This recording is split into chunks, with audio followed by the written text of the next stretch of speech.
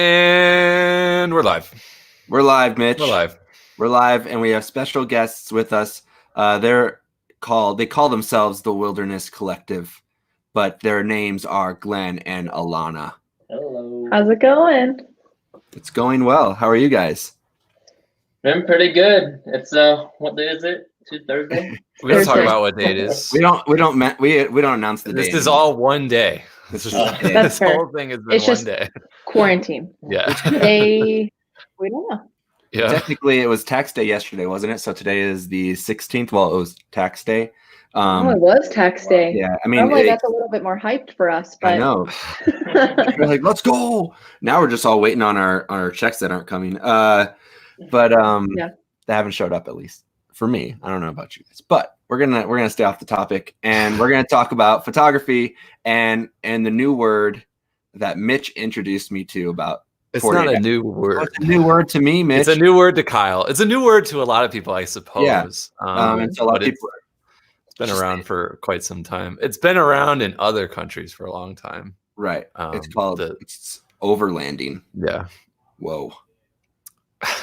Well, I'm super Yeah. into this stuff. That's actually how we all met, because we were at the camera store. You guys came in looking for some gear, but you guys have this really awesome Toyota 4Runner. What year is it? 2015. A 2015 4Runner, and it's got well, you've had various rooftop tents on there, I think, since we've met. But the Yeah. first time we met, there was a tent on it, and that's like a fly to a light for me. So like went out there, I was like, oh, look at your cool car. So, but it turns out you guys do some really awesome like adventure photography and stuff. So, I think your stuff is really good. So, but yeah, when did you sort of decide to hop on that whole train of getting, out and basically into the as far away as you can from people and just basically totally live out of your vehicle? So you mean what we're doing right now? No. Yes. No, your vehicle has blinds. I'm joking. Right, exactly. We have the whole like van life, Yeah. Yeah. We're in a van right now, everyone. Well, we started doing kind of photography in 2016, late 2016. Yeah. We kind of fell into doing this.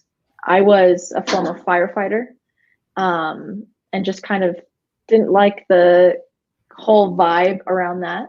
And so we started looking for kind of other things to do. We like to travel together. Glenn was in the military at that time, and we just wanted to start going adventuring. And I had a little Subaru that we ended up selling for the 4Runner.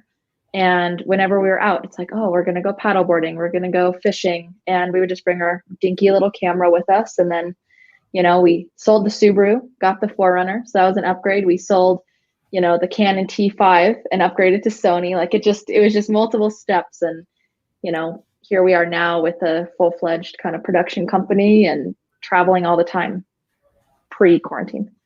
Right, exactly. So like, what is it? Adventure photography can be a bunch of stuff. When I first started, I was like, I want to be an adventure photographer, and I took pictures of my dog, and I finally took that description off my my business, because when I look at your stuff, all I think is like, wow, they're always are always in a cool place, always outside on a coastline or in the mountains or something like that. That's adventure. So like, like when did you decide to name it? Like decide, I don't know.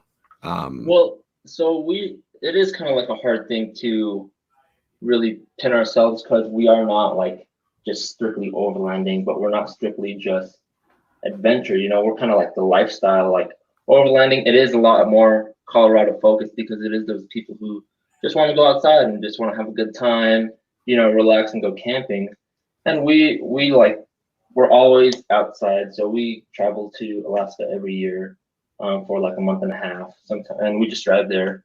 But then when we're doing these long trips and we're camping, we're just trying to, we're like, we love outdoors. We love photography, and that's our job, but we like just relaxing and enjoying the nature. And we do everything from rock climbing, while we have our cameras, trying to take pictures for our friends or our companies, all the way to just actually having, lights set up for a dark outdoors rock climbing shoot. So outdoor photography is just kind of like The Wilderness Really Collective is a great umbrella Yeah. term for what we do. We're Sure. a collective of, we're a partnership with our dog, and we just go. The wilderness can be a lot of things, so it's nice. It's an overarching. Sure. name I'm for gonna us. I'm gonna share the screen here so people can see like what we're talking about. Cool. But so is that your Forerunner? That Yes. is, yes. Okay, sweet. And so this is actually for the camper shell that you have on top, everyone Mhm. who's joining. So you do video and stills. We do. Yeah, we try That's to split it where Alana does all the photos and I do all the video. Sweet. And It's so a lot of fun. I just love how the photography and the lifestyle itself, they feed off each other so well. Mhm. Because you're kind of always in a beautiful location because of wanting to be there with all this cool gear and stuff like that and relaxing in those cool spots. And then the photography just probably just comes naturally after that, right? Because it's just, there's almost always something Yeah, great to exactly. shoot. Like almost too easy. Yeah. Try to take a bad photo when you're out there. Recently, it's been hard because we live trails in Colorado. They have the creeks and the trails, and so we went out a few days ago into our backyard. I'm like, it's a lot harder to shoot when we're not in Oregon on the coast during this beautiful sunrise. Like, makes things a little bit more difficult for sure. Right. And then, so you guys do a lot of brand work too with a lot of camping equipment and stuff like that. Do you seek those people out, or did you start by just seeking them out to get to shoot for them, or? It was a mix of both. Mhm. When we first started out, it was a lot of reaching out because we were really bad. Cold Yeah, calling. We were exactly. doing a lot of trades, like Mhm. send me that pizza oven and I'll give you 5 photos in return. Like that was the big thing because, I'm sure that as you guys know, gear is nice and it always is pretty expensive. So it was really nice kind of snowballing into it. But now, we have a great, day-to-day relationship with these companies. So they come to us for project ideas and we go to them like, oh, we're going to be going to Alaska. Do you need, content in Washington while we're up there? Sure. That's awesome. You guys do most of your editing like pretty much right there then? I mean, I would imagine you've got most of your gear with you. Mhm. Yeah, we try to do everything. Alana's really good at just getting it done within the next few days. So photos is really nice. Video, it just takes a lot longer, So yeah, video while out on the road like that, is there like a data solution you guys use? Do you just have like 20 hard drives with you? Like, I hate editing while the hard drive is like stuck into the laptop, but sometimes it's like that point where you have to. There's so much photos. It's also scary, like just scary. having them on the SD cards. You feel like you want to do multiple backups, and have the hard drives in separate backpacks in case anything got jacked or broken or rained on. So we have to be really diligent about at least downloading it. But Glen doesn't really edit while we're on the road because if he's shooting 4K, it'll take days to proxy all of that footage. I try to usually save everything for the end. It's great. well, that's cool.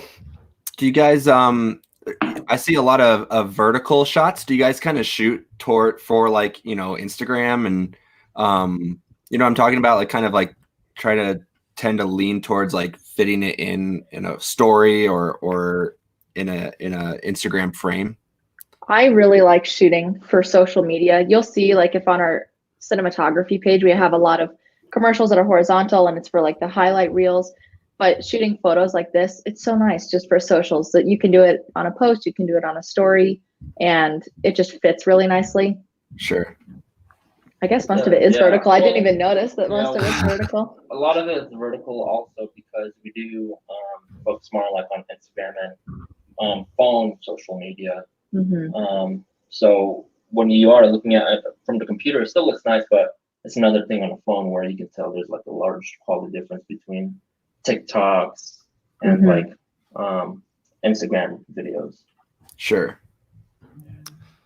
You guys do a really good job capturing that the glow of certain things at night, which I think is really hard to do when you're trying to capture like that soft light that's going on just as the sun goes down, but then you've got like a campfire or something like that, or the lights on a vehicle. I think on your Instagram, Want me to share their Instagram? Mitch? Yeah, there's one of your. I think it was like a picture you guys just posted or something. Yeah,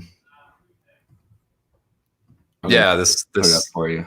The very last one you guys posted, I thought was really cool with the lights. Oh, Yeah, that one. That was just so fun. We were already kind of like lost. And so we're driving up this mountain. I think that was around midnight, and we were exhausted. But Alana, she loves every chance there's like a chance for like a Milky Way shot. She just like, oh, we're gonna try it. And I was making him go, like, we were on the trail, and I'm pretty sure I was making him go 50 miles an hour down that trail because I saw the Milky Way and I could tell that it was going higher in the sky. Yeah. Like, Glenn, we have to get to the top. We have to get to this mountain to take this photo. So I'm all about the opportunity. You know, we try to be in a cool place every sunrise and sunset, no matter, you know, where it is. We have to get that nice light. What's the biggest risk you've ever taken to try and chase that light? I mean, I know I've almost crashed like a number of times just because you're always so, like, if you're driving and you're chasing and you're trying to get to a certain location, it's like you're watching out the window more than you are the road. Yeah. Do you think that the one with Michelle and Hollis when we were in Washington? That was just so bad. Yeah, that was. So we drove all the way to Washington. We have another friend who's also a Overlander. They have a really cool cement 4Runner. They're the Remote Unknown on Instagram. And we were camping overnight to get closer to this one spot to get sunrise.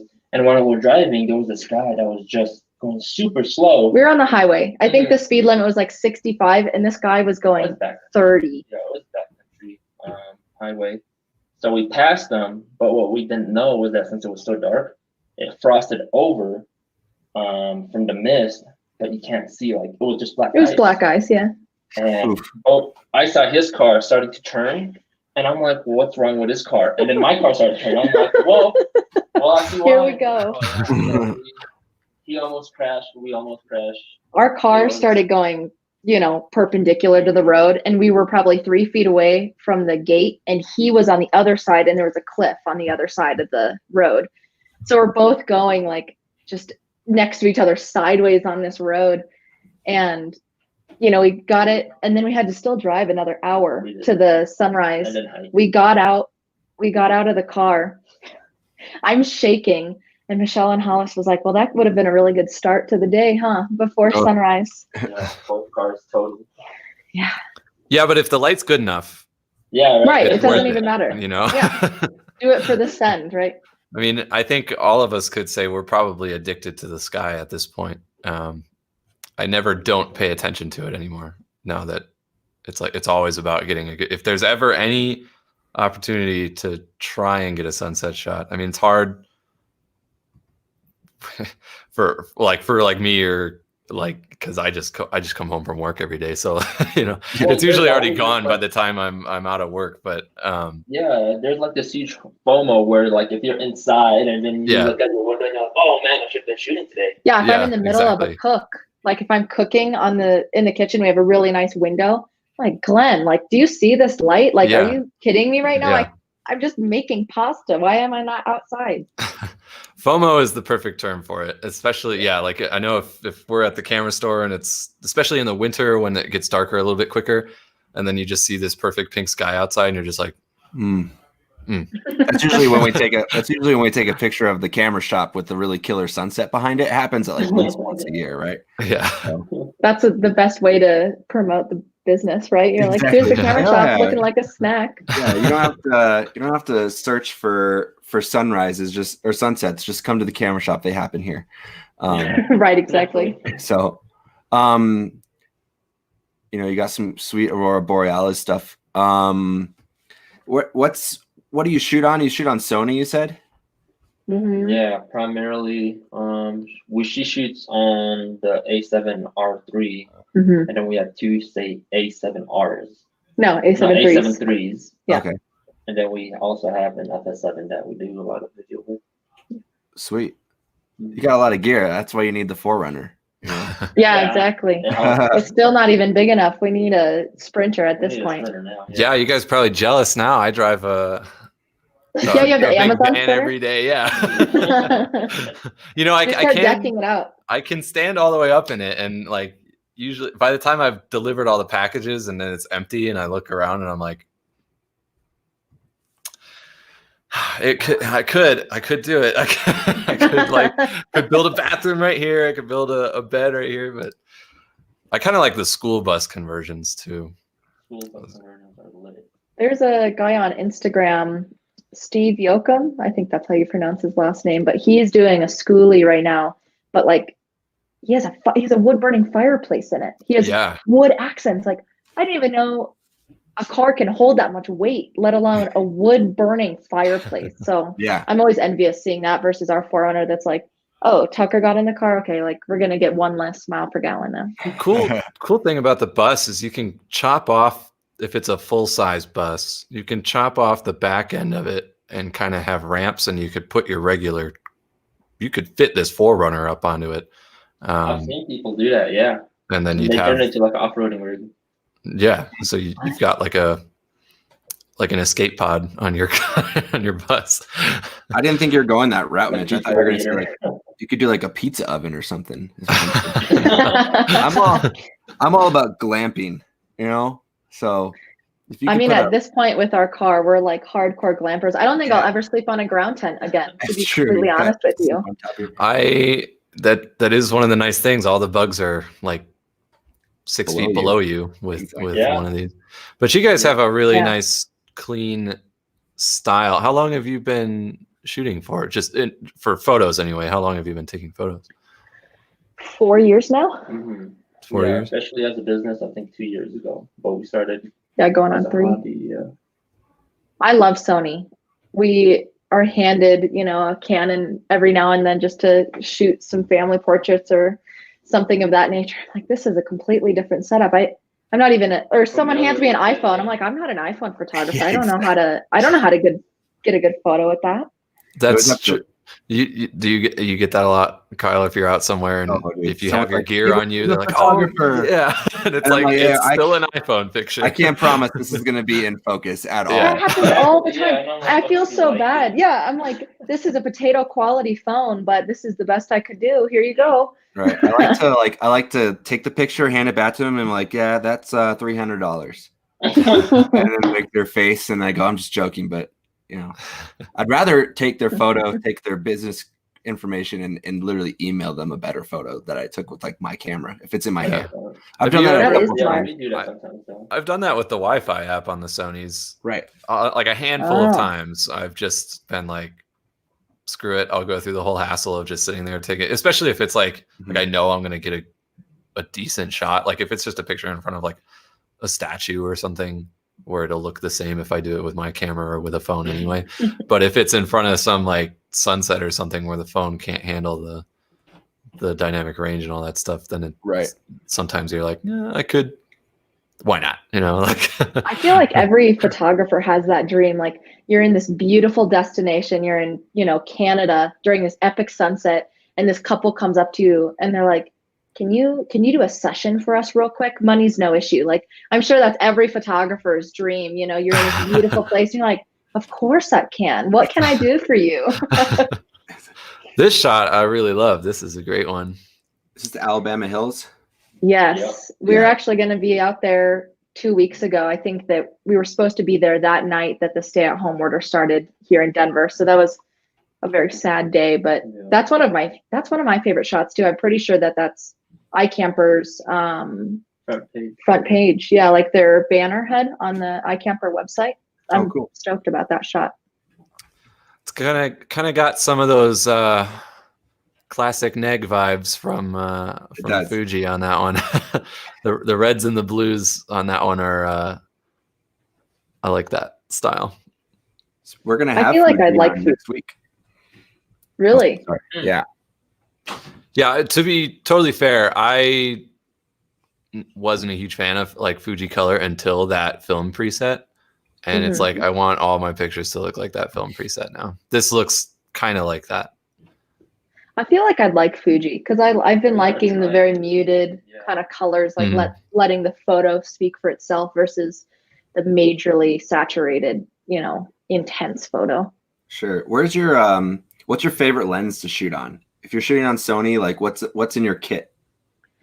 Mine is the go-to, the A7R3 body. I'm such a big fan of that body. I haven't shot with the R4 though, so I can't kind of attest to that one.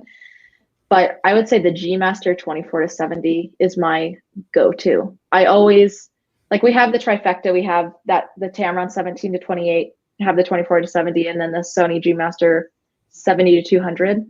But I always just fall back. Like, if I were to grab and go, it would be the 24-70. Oh yeah, because it's so wide in range where you can get a wide angle, but then a close up all at the same time real quick. I read an article on Petapixel that was like, if you had one lens to like just run a successful photo business and you couldn't use anything else. I think it was like a guy whose photo business was basically failing. He sold all of his lenses except for a 24-70 and made all of his money back just using that lens. Yep. So I think I would do the same thing. If someone told me to sell all of my lenses, it would be that lens that I would keep. And we have the 51.2 that we adapt from Canon onto the Sony. Sure. That's what I wouldn't part with. I would. And I love it. I'd build it all back up with the 1.2. Really?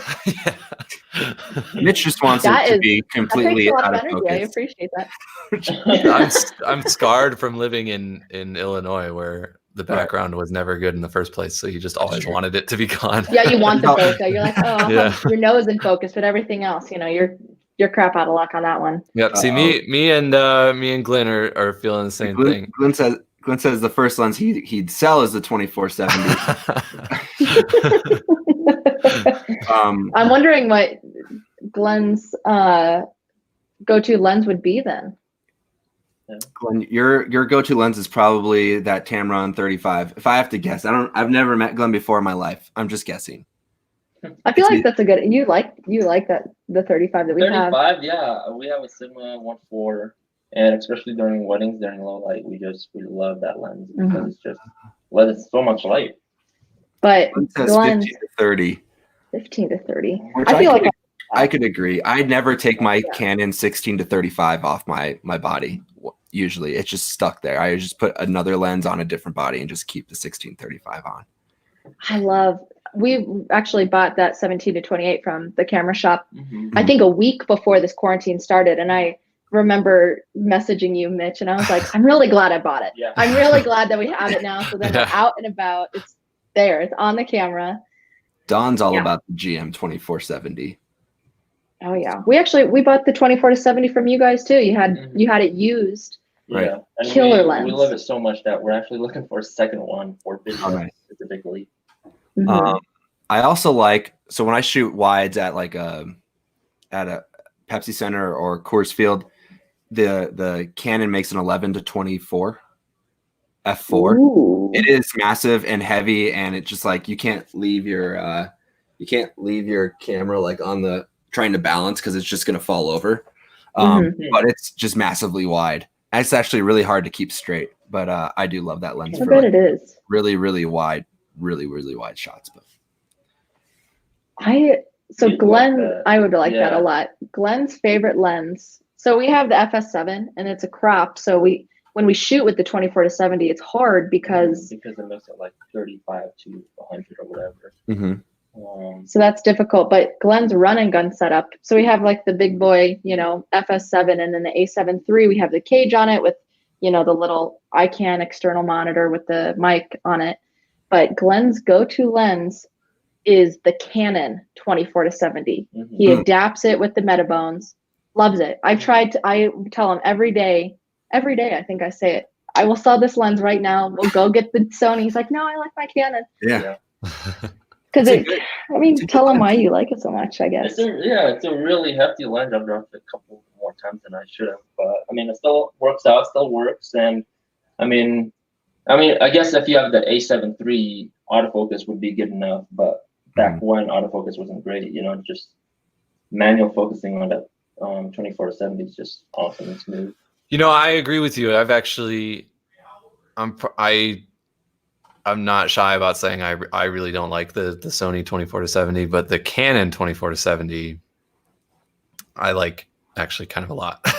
It's a big stick of lens. It really is. I agree with you, and part of it. So Canon has like a color tint to their lenses too, and it shows up when you adapt it. Yeah, especially for video. And so I know when a lot of people are, it's probably more commonly said that Canons have more pleasing colors than Sony. You know, straight out of the camera, obviously, if you're shooting raw, it doesn't matter. But a lot of that comes from the lenses for sure. And so it's once you put like that Canon 51.2 on there, or you put like a Canon 135 or their 24-70, you get a lot of those benefits with the Sony, and then you also get the dynamic range and the resolution and everything if you have one of their higher end bodies, which is fun. It's I see the same thing with Sigma too. I really like those art lenses. They have a nice color tint to them as well. I love that like Sigma 35. The colors. Yeah. And it like crushes the blacks a lot more, like it's straight in a raw photo than I've noticed with any Sony lens or even the Tamron. I really like that Tamron 17-28, but it almost has like a cloudy effect. Like it's very like hazy and like we had Mark on. He was talking about how they don't really add content for you. That seems to be by design, I guess. Yeah, is to give you a little bit more range to work with when you're editing. So I mean, that's fair. I'm so used to like getting that though. Right. I actually have to do more work editing. So where's the next, like when all this is done, you can go wherever you want. Where are you taking the 4Runner? Antarctica. Close. We're actually thinking about really outrageous idea, but driving to New York to just kind of like the East Coast trip, but then afterwards shipping our car to Europe and then doing Europe in our car. Why don't you just go to New York right now? It's fine. Yeah, exactly. We'll be chilling. I don't think they'll let you in. But that would be interesting. Or you could just drive all the way to Alaska and then just drive into Russia, because I hear it's pretty close. Well, actually, yeah, I don't think other than through Canada to get to Alaska. Have you been overseas with that car? Have you shipped it anywhere? Or would that be the first time? We were going to go to Mexico. We were going to go to Baja next month with the 4Runner, and then that's probably not going to happen. But yeah, I mean, we're planning. I'd like to go. There's a really cool YouTube channel, and this is kind of how we got into the whole overlanding with these huge trips, is Expedition Overland, and they've gone from, I want to say Belize. Yeah, they went from the tip of like the Arctic Circle all the way down through South America. All the way down to the bottom of South America. And they did it in a group of 4Runner, Toyota Tundras, and Toyota Tacomas. Yeah. So that's pretty sweet. Yeah, and I'd like to do South America. There's a couple right now who's in a Jeep, and they're traveling all over the world too. They're doing the same track, but then they're going from, I think like London all the way to Russia. Wow. Dang, that would be cool. That would be super cool. And I think they're somewhere in the EU right now. They're probably just kind of laying low right now. They're in the channel. They just never got out of the channel. Yeah, exactly. They just set the rooftop tent up. They're just they want some fairy lights on it. You know, it's no big deal. Perfect. So how do you make the decision then between, because with me it's like I don't have a rooftop tent because as soon as I have money I spend it on camera gear. So when you're deciding between what thing to get next for your trips and travels and stuff, because there's always something missing, what comes first, the truck or the camera gear? I feel like we go through waves. Recently we're like, oh, the truck is done, and then we went to a body shop not too long ago and I was like, yeah, Glenn, can we spare like 10 grand on some more stuff for the car? The truck's never done, man. It's never done. It's never done. Just like photo.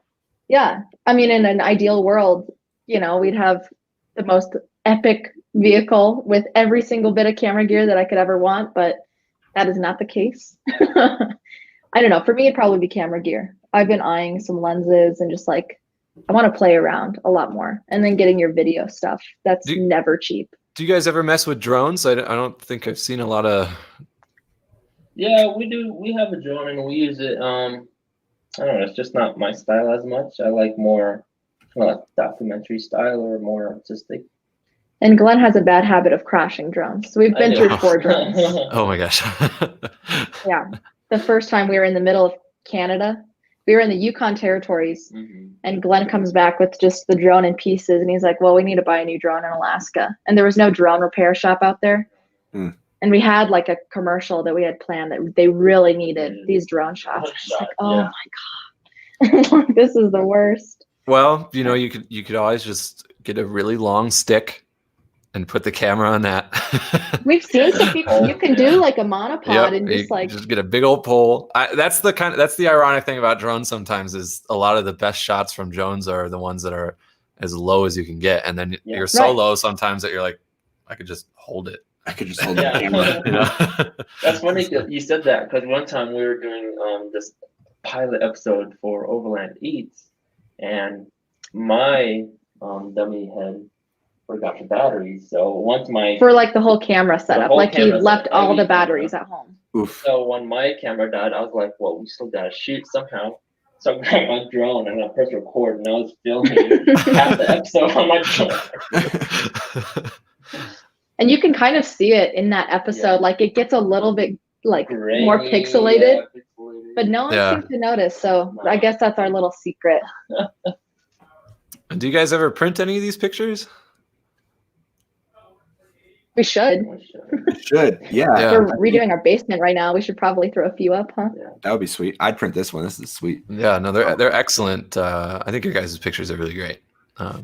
The truck helps, but you're also very good at it's nice. You're great at framing it and getting it. So what I've been like high on and like my current like level in photography is just eliminating distractions, and the frame is like, that's the most, like if I see anything in the frame that's a distraction, I like lose my mind now. And these are all, it's easy to know exactly where I want to look right in the frame. I'm not like instantly looking at some tree branch somewhere that's out of place. So I think it's just, and that's hard to do in nature because it's not always up to you. You're not always in control. So, well, we do a lot of work with like the food industry right now. We work closely with our friend Jason from Overland Eats, and he always gives me so much crap. He's like, Alana, why do you set up the scene so well? Why do you move everything and then the table right here? I'm like, I know that if I'm editing this shot and there's like a beer can just right there, like I can't edit that out. And it's going to take so long to Photoshop every single photo. It's easier to do it in the moment for like 2 seconds rather than like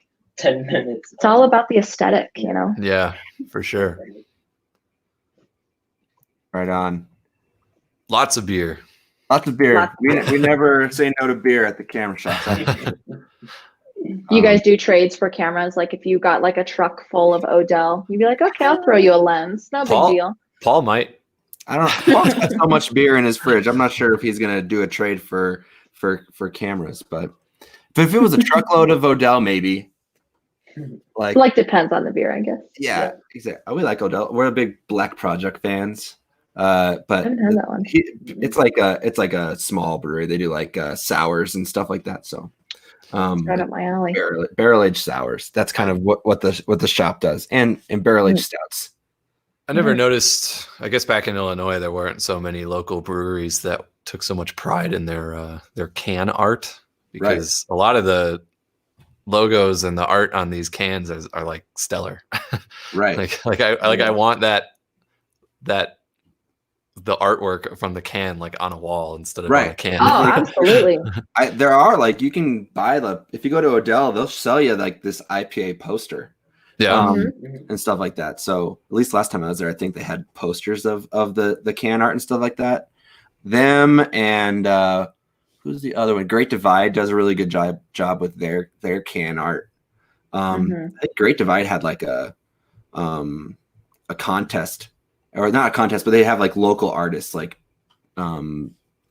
create their label for their local Denver like pale ale or something like that. So I know 10 Barrel Brewing outside of Bend, Oregon, I think is where they're from. They were holding a competition for photos. So you submit a photo and they would put it on a can. And that was pretty cool. Because I know that, some of these photos up here, that would look pretty cool on a beer can. Exactly.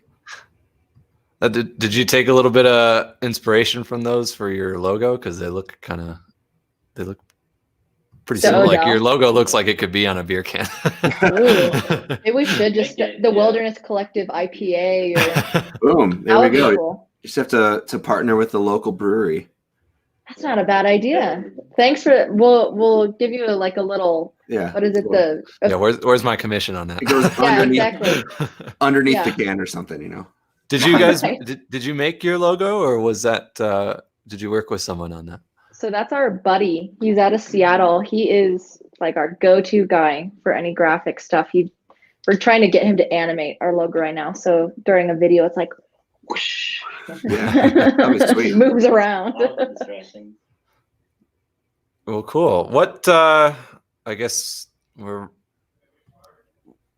kind of like what tips would you give somebody who's maybe they don't have all the bells and whistles on their vehicle or something, or maybe they don't even care about the overlanding thing, but just overall nature photography. What's like the number one thing you've found to help you the most when you're at the mercy of Mother Nature when you're trying to take pictures? I think for me, it's just going with it. Glen does not like the rain at all. And so if it's raining in Oregon or Washington, he doesn't want to get out and shoot. And he'll miss all these awesome shots while I'm getting these awesome photos. Just go with it. Go with the flow. Enjoy the rain. You're only going to be in the rain for a day, and then Right. you'll have this awesome memory to last you. So I think for me, it's, suck it up for a hot second, and then you'll be good to go. That sounds personal. Pain is temporary. But- Pain is temporary, and raws are forever. Exactly. Yeah, Glenn. Yeah. I would say though, but I think you're right. Like the weird weather makes for interesting, impactful images, especially if you're have raindrops coming through your headlights and stuff like that. You get some interesting stuff. But, Backlit headlights, or just anything backlit with headlights. yeah, Perfect. really gets every Mitch's time. blood flowing.